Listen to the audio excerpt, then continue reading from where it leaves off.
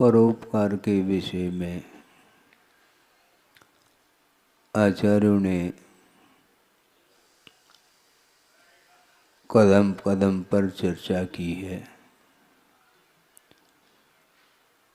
जड़ वस्तु के ऊपर कोई उपकार नहीं किया जा सकता, किंतु जीव के प्रति उपकार का भाव जागृत होता है। जड़ वस्तु में न सुख का संवेदन है न दुख का संवेदन है, किंतु संवेदनशील यदि कोई पदार्थ है तो वह जीव है। इसलिए जीव के प्रति, प्राणी मात्र के प्रति उपकार का भाव होना चाहिए। प्राणी मात्र के प्रति करुणा का भाव जागृत होना चाहिए। प्राणी मात्र के प्रति अनुकंपा का भाव जागृत होना चाहिए, क्योंकि पूज्यपाद स्वामी ने सर्वार सिद्धि में यह प्रसंग दिया है कि वह सम्यक दर्शन, जो कि मोक्ष मार्ग की प्रथम सीढ़ी कहा गया है, उस सम्यक दर्शन की चर्चा करते समय यह प्रसंग दिया है कि वह सम्यक दर्शन दो तरह का होता है, एक सराग सम्यक दर्शन और एक वीतराग सम्यक दर्शन। वीतराग सम्यक दर्शन के स्वामी तो श्रमण हुआ करते हैं, किंतु सराग सम्यक दर्शन जो होता है वह किमात्मक होता है। तो उन्होंने स्पष्ट किया है, प्रशम संवेग अनुकंपा आस्तिक्य आदि अभिव्यक्ति लक्षणम प्रथमम सराग सम्यक दर्शनम, ऐसा कहा। सम्यक दर्शन तो है, किंतु उसके साथ राग जुड़ा हुआ है। लेकिन यह ध्यान रखें, राग भी दो तरह का होता है, एक विषयानुराग होता है और एक धर्मानुराग होता है। धर्म के प्रति अनुराग होना चाहिए। राग हमेशा हमारे लिए एकांत रूप से बंध के लिए कारण नहीं होता, किंतु जो धर्मानुराग होता है वह परंपरा से निर्वाण के लिए कारण बताया है। इसलिए प्रशम, सम्वेग और अनुकंपा यही जिसके अंग हैं, ऐसा वह सराग सम्यक दर्शन माना जाता है। उसमें अनुकंपा शब्द को भी लिया है। अनुकंपा किसके प्रति की जाती है, किस व्यक्ति के प्रति करुणा का भाव जागृत होता है, यह भी स्पष्ट किया है। आप लोग दूर दूर से आए हैं। अभी यह परिचय दिया जा रहा था कि अहिंसा के पुजारी, अहिंसा के अग्रदूत, ऐसे शब्दों के प्रयोग आपने किए हैं। ठीक किया है आपने, क्योंकि अहिंसा के प्रति लगाव जो होता है वह विरल व्यक्तियों के जीवन में ही वह लगाव उत्पन्न होता है। बहुत सारे ऐसे भी इस धरती पर जीव हैं, मनुष्य के रूप में हैं, इसके उपरांत भी उनकी वृत्ति पशु से भी गई बीती देखने को मिलती है। एक सिंह को भी आपने देखा होगा, सुनते हैं, वह जो सिंह अर्थात व्याघ्र है वह शिकार करता है, किंतु शिकार कब करता है, जब भूख लगी है तो वह शिकार करके उस भूख को शांत करता है। उसके बाद वह शिकार नहीं करता, ऐसा भी सुनने को मिलता है। आप सोचो समझो, प्रत्येक जीव के साथ पेट लगा हुआ है। सुन रहे हैं आप? प्रत्येक व्यक्ति के साथ पेट लगा हुआ है, किंतु पेटी नहीं लगाना चाहिए। पेट और पेटे में बड़ा अंतर है। 2-4-6 रोटी आपने खा ली, भूख शांत हो जाती है, किंतु पेटी को भरने के लिए दूसरे के पेट के ऊपर भी प्रहार करता है संसारी प्राणी। केवल पेट ही भरना चाहता है। जीवन जीने के लिए आपको ये चाहिए कि जिस प्रकार मैं अपने जीवन को सुख और शांति के साथ व्यतीत करना चाहता हूँ, उसी प्रकार प्रत्येक जीव की यह इच्छा होती है। इसलिए दूसरे के प्रति भी करुणा का भाव जागृत होना चाहिए, लेकिन नहीं हो पाता। आचार्य महाराज ने एक बार ये कहा था कि अपने लिए रोना ये आर्त ध्यान है और दूसरे के लिए रोना धर्म ध्यान है। दोनों रो रहे हैं, किंतु स्वार्थी संसारी प्राणी अपने लिए रोता है, भगवान के सामने भी हाथ जोड़ करके रोता रहता है। भगवान कहते हैं रो नहीं। यदि रोना आपको पसंद है तो दूसरे के दुखी जीवन को देख करके रोना चाहिए कि हे भगवान, इसका दुख कब दूर हो। हम अपने दुख को दूर करने के लिए तो कटिबद्ध है, किंतु दूसरे के जीवन में जो आपदा आई है, जो विपत्ति आई है, जो संकट आया है, उस संकट को दूर करने की जो एक भीतर की जो लगनशीलता है, ललक है, उसको बोलते हैं करुणा भाव। करुणा देखने को नहीं मिलती है, क्योंकि स्वार्थपरायण जीवन जीने वाला व्यक्ति वह कभी भी दूसरे के प्रति वह दया का भाव नहीं रख पाता, मात्र अपना अपना अपना सोचता है। जबकि अपना कोई नहीं, वह सब सपना है। इसके उपरांत भी वो अपने जीवन को सुखमय बनाने के लिए यहाँ पर स्वर्ग उतर जाए, इस प्रकार का वह प्रयासरत रहता है। किंतु ये ध्यान रखो, शारीरिक जो शांति है, सुख है, वह वस्तुतः सुख नहीं, सुखाभास है, ऐसा कहा है। कहा तो है महाराज, ये सब शास्त्रों में कहा है, किंतु देखने को कहाँ मिल रहा है? देखने को कहाँ मिल रहा है? ये एक दूसरे को देख करके बोल रहे हैं, किंतु आचार्य कहते हैं देखने को नहीं मिलता। स्वयं ही उस रूप अपने जीवन को ढालने का प्रयास करना चाहिए। तो मैं ये कह रहा था कि सम्यक दर्शन होते हुए भी वह एक तरह का नहीं है, किंतु राग के साथ संबंध को लेकर के जो सम्यक की उत्पत्ति होती है, उसको सराग सम्यक दर्शन की संज्ञा दी है। और वह सराग सम्यक दर्शन की मुख्यता गृहस्थ जीवन में हुआ करती है। महाराज, हमारे लिए भी कुछ धर्म का लाभ हो, क्यों नहीं होगा? क्योंकि धर्म वस्तुतः अहिंसा प्रधान धर्म है।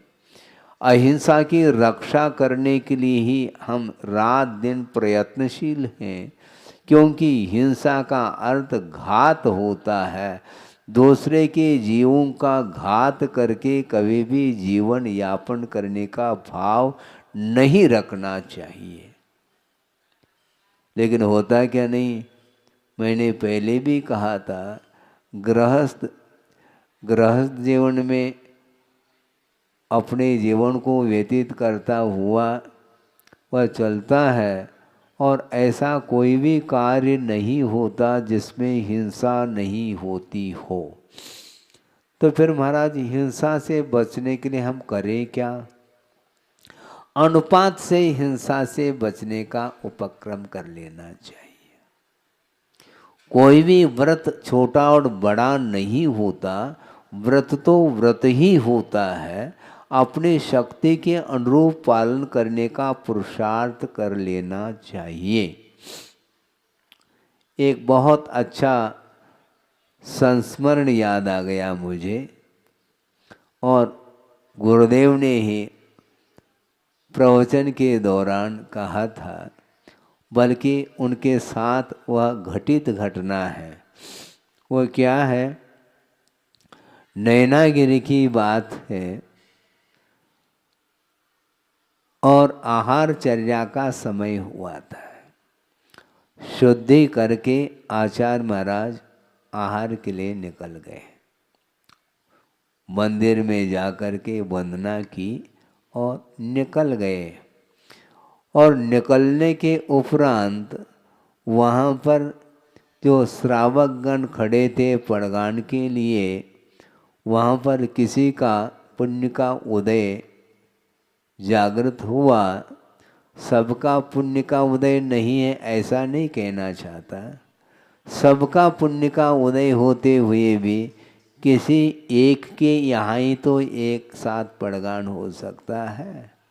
150 भी मान लो श्रावक खड़े हैं पड़गान के लिए, इसके उपरांत भी एक के यहाँ ही आहार संपन्न होगा।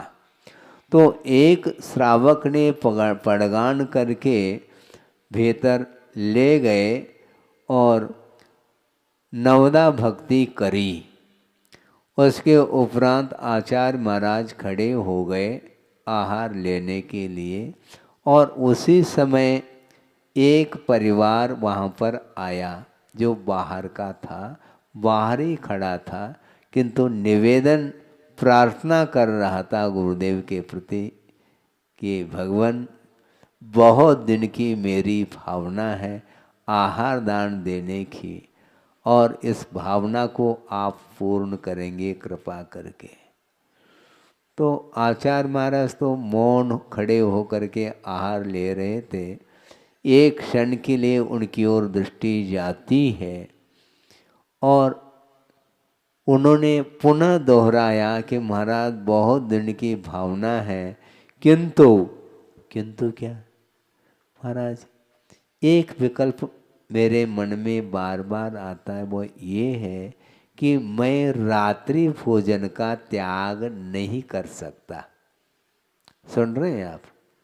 हाँ, मैं रात्रि भोजन का त्याग नहीं कर सकता, किंतु आहार देने की तो मेरी तीव्र उत्कंठा है। और गुरुदेव ने उनको देखा, निहारा, और उन्होंने मौन रूप से स्वीकृति दे दी मुस्कान के माध्यम से। लेकिन ध्यान रखो, अभी बहुत लंबी कहानी है, बहुत लंबा प्रसंग है ये, ताली नहीं बजाओ। रहस्य क्या है इसको समझो, सोचो। और उन्होंने इसलिए स्वीकृति प्रदान की थी, उन्होंने फेस रीडिंग किया था। वह ऐसा एक व्यक्तित्व था, पति पत्नी दोनों आए थे, उन्होंने देखा और परखा, और उन्होंने मन में ये सोचा कि इस ग्राहक को लौटाना नहीं चाहिए। क्या रहस्य होगा महाराज, जल्दी खोलो। खोल रहे हैं, और बाद में वह रहस्य खुलेगा, क्योंकि मौन है। और उन्होंने मुस्कान दे करके उन्होंने मौन रूप से स्वीकृति दे दी, और उन्होंने शुद्धि बोल करके बड़े विनय अनुनय आदर भक्ति पूर्वक उन्होंने 1-2 ग्रास दिए। फिर बाद में क्या होता है, आहार सानंद संपन्न हुआ और आचार्य महाराज पुनः लौटने लगे। वहाँ पर थोड़ी बैठा जाता है। और लौट करके मंदिर की ओर जब निकल गए तो उनके साथ जो चौके वाले जितने भी मेंबर थे वे भी सारे के सारे उनके साथ हो गए पहुंचाने की दृष्टि से, और उसमें वो 2 व्यक्ति भी साथ हो गए थे। वहाँ पर जा कर के बैठ गए आचार्य महाराज, और वो दोनों व्यक्ति आकर के नमोस्तु किया उन्होंने और बैठ गए। और आचार्य महाराज ने उनकी ओर देखते हुए कहा कि देखो, तुम दोनों ने आहार दे दिया, और मैं उस समय मौन था, इसलिए कुछ बोल नहीं सका। अब तो मैं बोल सकता हूँ। महाराज आप जो कहो वो हम तैयार हैं, लेकिन रात्रि भोजन का हम त्याग नहीं कर पाएंगे। कोई बाधा नहीं, कोई बाधा नहीं। फिर कैसे करेंगे महाराज? आप क्या करते हो? तो उन्होंने कहा कि महाराज हम दोनों पति पत्नी गवर्नमेंट सर्वेंट हैं। हाँ ठीक है, उसमें भी कौन सा विभाग है, क्या करते हैं? कुछ नहीं, मैं तो डिप्टी कलेक्टर हूँ और ये श्रीमती जज हैं। आ गई बात समझ में? ये व्यक्तित्व उन्होंने पहले से ही पहचान ली थी, क्या व्यक्तित्व है इनके अंदर। उन्होंने बहुत अच्छा, बैठ जाओ, लेकिन ये ध्यान रखो रात्रि भोजन त्याग नहीं कर सको, कोई बाधा नहीं, क्योंकि आपके सामने समस्या है। समय पर कोर्ट जाना पड़ता है, समय पर जो है वह ड्यूटी देने पड़ती हैं, इसलिए कोई बाधा नहीं। लेकिन मैं आपके लिए जो नियम देना चाहता हूँ उसको तो लेना पड़ेगा। महाराज रात्रि भोजन त्याग को छोड़ करके आप जो दे दो उसके लिए हम मंजूरी देते हैं। अच्छी बात है, ऐसा करो। ऐसा कहा, ऐसा कहने का अर्थ क्या? कोई 5 लाख का दान देने के लिए कहा जा रहा है क्या? नहीं, ऐसे का अर्थ है 5 अनुव्रत अंगीकार करो। महाराज ये तो उससे भी कठिन है। रात्रि भोजन त्याग से भी ये बहुत जटिल विषय है मेरे लिए, बहुत कठिन है ये। कठिन कुछ नहीं है, मैं समझाता हूँ, सुनो और आप लोग भी सुने। उन्होंने ये कहा कि आप गवर्नमेंट सर्वेंट हैं और गवर्नमेंट के तरफ से आपको जो सैलरी मिलती है, जो पे मिलता है, उतना ही लेना, उसके अलावा 1 पाई भी नहीं लेना। समझ रहे हैं आप? अर्थात रिश्वत नहीं लेना। महाराज ये तो हमसे बहुत अच्छे तरह से निभ जाएगा नियम। और इसमें 5 अनुव्रत गर्भित हैं, अंतर्भूत है, ये ध्यान रखो। कैसा? जो सैलरी मिलती है उसके अलावा 1 पाई भी हम नहीं लेंगे, इसमें सत्य व्रत का पालन होगा। और जहां पर सत्य पल रहा है वहां पर अहिंसा भी पल रही है, क्योंकि अहिंसा की रक्षा जो होती है वह सत्य के माध्यम से हुआ करती है। इसलिए सत्य व्रत पालन हो रहा है, क्योंकि 1 पाई भी हम रिश्वत के रूप में नहीं देंगे। जब सत्य का पालन होगा तो चोरी संभव नहीं। जहां पर सत्य नहीं वहां पर चोरी भी है, और जहां पर सत्य का अनुपालन होगा वहां पर अहिंसा धर्म का भी अनुपालन होगा। और सत्य भी पल रहा है और अचौर्य व्रत भी पल रहा है। और आपने उस सैलरी को छोड़ करके 1 भी पाई नहीं लेने का जो संकल्प लिया है, उसमें परिग्रह परिमाण व्रत भी पल रहा है। परिग्रह सीमित हो गया, परिमाण हो गया क्या नहीं? मान लो 1 लाख रुपए भी यदि मान लो आपको सैलरी मिल रही है, कोई बाधा नहीं, आप ले लो, किंतु 1 लाख रुपए के ऊपर हम 1 पाई भी नहीं लेंगे। अब सोचो, विचार करो, जो कलेक्टर होता है उसके लिए इतना पे मिल रहा है, इसके उपरांत भी रिश्वत के माध्यम से करोड़ों रुपयों का संचय किया जाता है, वह अनीति मानी जाती है। ध्यान रखो, वह न्याय नहीं माना जाता है, वह अन्याय माना जाता है। आप पुरुषार्थ करके वित्त का संचय करो, उपार्जन करो, इसमें कोई बाधा नहीं है, किंतु उस न्याय का उल्लंघन करके जीवन यापन करने का जो भाव है, इसी में आसक्ति पल रही है और उस आसक्ति के कारण ही अहिंसा धर्म समाप्त हो जाता है, ये कहने का तात्पर्य है। उनको बात समझ में आ गई। और दूसरी बात यह है, स्वदार संतोष तो अपने आप ही पलता चला जाएगा तुम्हारा। इस प्रकार 5 अनुव्रत जो है ना, एक ही व्रत के माध्यम से आपके पल रहे हैं। उनको बहुत अच्छा लगा और उन्होंने कहा कि महाराज हमें कोई बाधा नहीं, ये आसानी के साथ मैं इसका पालन करूँगा, लेकिन मैं रात्रि भोजन का त्याग नहीं कर सकता। कोई बाधा नहीं, लेकिन आपके लिए नहीं, ये ध्यान रखो, नहीं तो बिना रात्रि भोजन त्याग किए आप देना प्रारंभ कर दो, ऐसा नहीं। उनके सामने जो समस्या थी, वो समस्या का हल है, यह समाधान है, क्योंकि धर्म से किसी को वंचित नहीं किया जा सकता। मात्र रात्रि भोजन त्याग का नाम ही धर्म है ऐसा नहीं, इसका भी पालन करें, किंतु इसके साथ साथ इस प्रकार की भी धर्म की उपासना की जा सकती है और करना चाहिए। इस प्रकार आचार्य महाराज की ये कुशलता है कि किसी को भी है वापस नहीं, किसी ग्राहक को वो वापस लौटाने नहीं देते, लौटने नहीं देते। वो अपनी क्षमता के अनुरूप धर्म का पालन करो। अर्थ ये है कि अहिंसा की उपासना करने वाला व्यक्ति हमेशा परिग्रह से दूर रहता है और रहना चाहिए। यहाँ तक कि रत्नकंड श्रावकाचार्य में ये प्रसंग आता है, उस प्रसंग को आपके सामने रख रहा हूँ 5-10 मिनट में। उसको सुन करके पढ़ करके आपको आश्चर्य लगेगा। आप तो उच्च कुल में पैदा हुए हो और एक नीच कुल में पैदा हुआ है, कौन? चांडाल।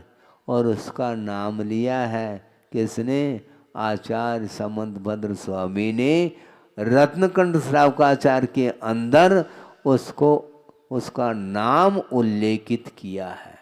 सम्यक दर्शन संपन्न मभि मातंग देहजम देवा देवम विदुर्भस्म गूढ़ांगारांतरो जसम, ऐसा कहा। आप सोचो विचार करो। वह चांडाल नीच कुलीन माना जाता है, उसका स्पर्श नहीं किया जा सकता, किंतु ये ध्यान रखो सम्यक दर्शन से वह संपन्न हुआ है, उसके लिए देव संज्ञा प्राप्त हो गई है। देव का अर्थ देवादिदेव नहीं लेना, किंतु देव का अर्थ उसके अंदर पूज्यता आई है, वह आदर का पात्र हुआ है। देव का अर्थ वह पूज्य हुआ है, और पूज्यता का अर्थ यहाँ पर वह पूज्यता नहीं लेना, किंतु आदर का पात्र बना हुआ है। वो कौन? वह चांडाल होने के बावजूद भी। ऐसी कौन सी विशेषताएं महाराज, उस प्रसंग को आपके सामने रख रहा हूँ। सोचिए, उस चांडाल ने भय के ऊपर भी विजय प्राप्त की है, और उस चांडाल ने लोभ को भी जीत लिया है। इस प्रसंग में वह विषय स्पष्ट हो जाएगा। राजा ने अष्टानिका पर्व में अष्टमी से लेकर के पूर्णिमा तक उस अष्टानिका पर्व में किसी भी जीवों की विराधना घात नहीं होना चाहिए, इस प्रकार उस राजा ने राज्य में घोषणा की थी। अब सोचो, हिंसा नहीं होगी उस अष्टानिका पर्व के दिनों में। संयोग की बात है, राजा का राजकुमार, और उसने उन दिनों में जीव का घात किया था। क्योंकि वह मांस का लोलुपी था और उसने छुप करके बगीचे के अंदर एक मेंढे का घात किया। मेंढा जानते हैं आप? है हाँ। उसका घात किया और उसको पका करके उसने भक्षण किया था। और यह बात राजा के कान तक पहुंच गई, खबर पहुंच गई। पहुंचते ही उसने राजा ने कहा, कौन है, उसको पकड़ करके ले आओ। तो वहाँ तक जो खबर पहुंची थी वह किसके द्वारा पहुंची थी?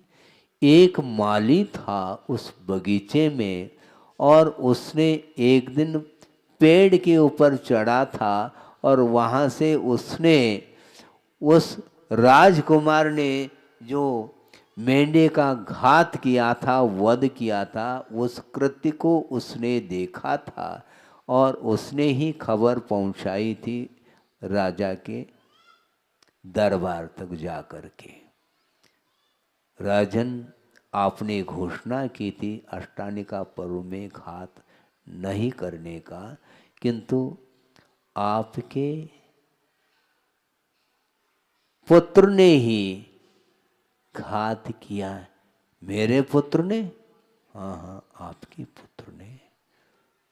ऐसा हो नहीं सकता। कैसा नहीं हो सकता है? हमने अपने आंखों से देखा है, प्रत्यक्षदर्शी मैं हूं। ऐसी बात है, उसको पकड़ करके ले आओ। और उसको ले गए। अब राजा ने कहा, क्या कहा?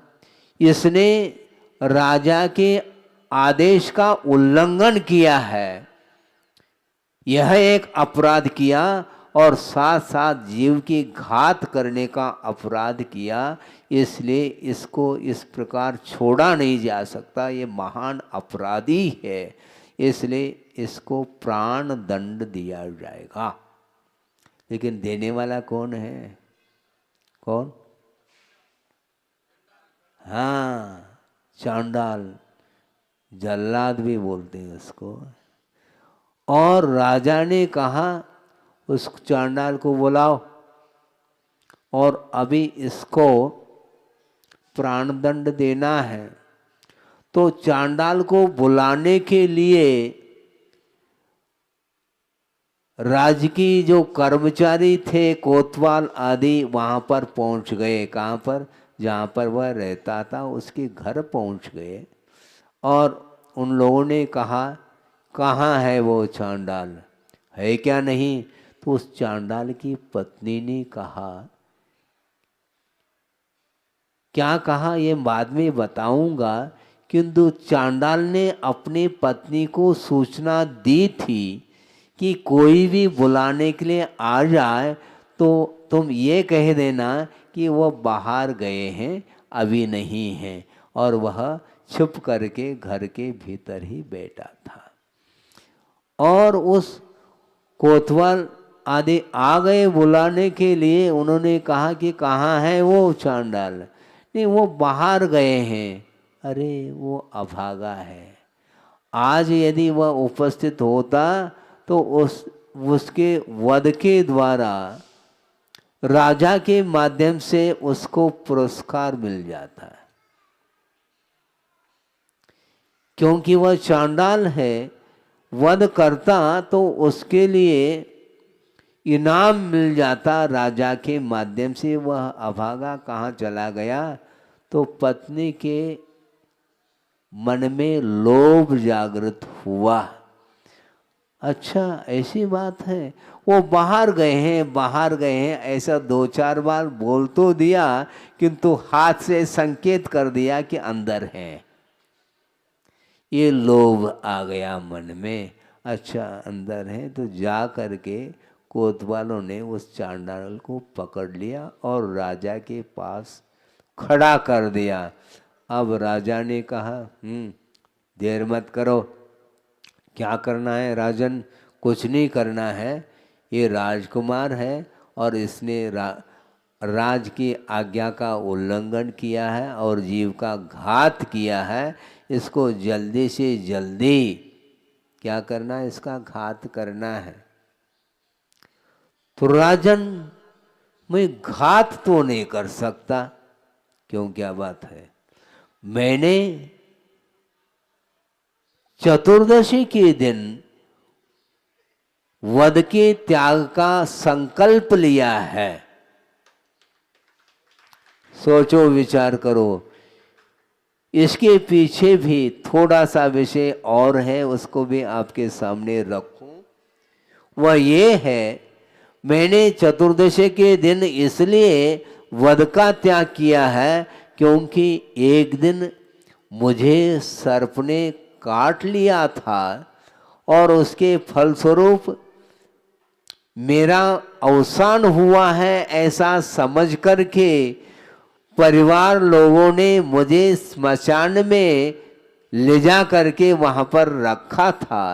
किंतु ऐसा पुण्य का उदय था कि मेरा अवसान नहीं हुआ था। फिर हुआ कैसा? वहाँ पर एक रिद्धिधारी मुनि महाराज थे जो कि ध्यान में लीन थे, और उनके पास कौन सी रिद्धि थी? औषध रिद्धि। जिनके शरीर के स्पर्श से वह वायु जिसको स्पर्शित हो जाए वह जीवित हो जाता है। सोचो, विचार करो। ऐसे औषध रिद्धि के धारक मुनि महाराज के शरीर के स्पर्श से वह हवा बह रही थी और वह हवा का स्पर्श उस चांडाल से हुआ और वह चांडाल जो मृत जैसा प्रतीति में आ रहा था वह जीवित हो गया। और जीवित होने के उपरांत उसने सोचा, बहुत अच्छा अवसर है, रिद्धिधारी मुनि महाराज के प्रताप से पुनः प्राण आ गए हैं। अब मैं संकल्प लेता हूँ, 14 के दिन मैं वध नहीं करूँगा। अन्य दिनों में तो वह वध करेगा, किंतु ये ध्यान रखो, अहिंसा धर्म का पालन उसने 14 के दिन उसने वध का त्याग किया था। किंतु उसका वह संकल्प, प्राण भी चले जाएं किंतु वह संकल्प अडिग रहेगा। और राजा को कह दिया, राजन आपको जो करना है वह कर लो, किंतु प्राण भी चले जाएं किंतु यह प्रण, यह संकल्प टूट नहीं सकता। इस प्रकार उसने कह दिया। न उसको मरण का भय रहा, मरण के भय को भी जीत लिया उसने, और लोभ जो दिया जा रहा था उस लोभ को भी जीत लिया। और राजा ने सोचा, चांडाल होकर के तुम 14 के दिन व्रत लेते हो, ये भी कोई व्रत है क्या? संभव नहीं है। इस प्रकार समझ करके उस राजा ने राजकुमार को भी और उस चांडाल को भी, कोतवालों को कह दिया, इन दोनों को वहां पर फेंक दो। कहाँ पर? बोरी में बंद करो पहले और दोनों को ले जाओ और वहां पर फेंक दो जहां पर बड़े बड़े मगरमच्छ होते हैं, ऐसे तालाब में फेंक करके आ जाओ। तो उन दोनों को बांध करके ले गए और वहां पर जो ही फेंक दिया तो वहां पर बड़े बड़े जो मगरमच्छ थे वो सारे के सारे राजकुमार को तो नोच नोच करके खा लिया, किंतु वह जो चांडाल था उसकी रक्षा जल देवताओं ने कर ली। सोचो, विचार करो। सिंहासन कर लिया किसके लिए? चांडाल के लिए। उसकी जीवन की रक्षा कर ली। किसका प्रताप है ये?